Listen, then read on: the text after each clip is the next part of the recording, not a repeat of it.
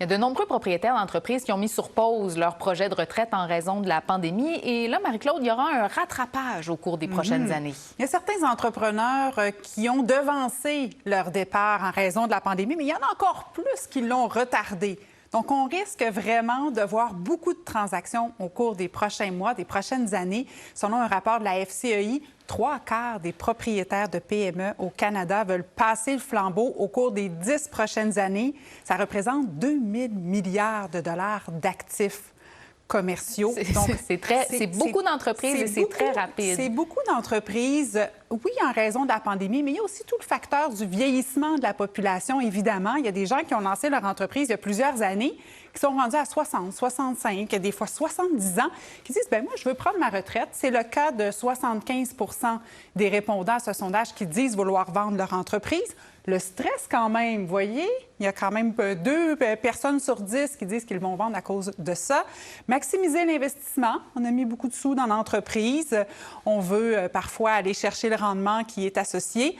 Les impacts de la pandémie, c'est plus loin dans les réponses, mais vous voyez, c'est quand même présent. 11 des répondants. Il y a une petite proportion qui veut rester dans le monde des affaires et veut lancer une nouvelle entreprise. Bon, mais avec tous ces entreprises ou ces entrepreneurs qui veulent passer le flambeau, ça pourrait quand même représenter des occasions là, pour ceux qui veulent acheter une entreprise. Il y a peut-être des gens à la maison qui veulent acheter une entreprise, qui rêvent de posséder leur entreprise. Il y aura probablement des occasions au cours des prochains mois, prochaines semaines. Souvent, ce seront les employés, les proches. Hein? C'est souvent le premier scénario. Vous voyez, 23 des futurs vendeurs veulent se tourner vers leurs employés. Des fois, ils vont se regrouper, faire une coopérative, acheter l'actionnariat ensemble. Un proche parent, souvent les enfants, le quart des répondants. Mais il y a quand même la moitié des futurs vendeurs qui n'ont pas de repreneur à l'interne et qui vont se tourner vers des concurrents ou vers des gens, des individus qui sont à l'extérieur de l'entreprise. Je le dis, on ne veut pas vendre à tout prix. Non. On a des critères.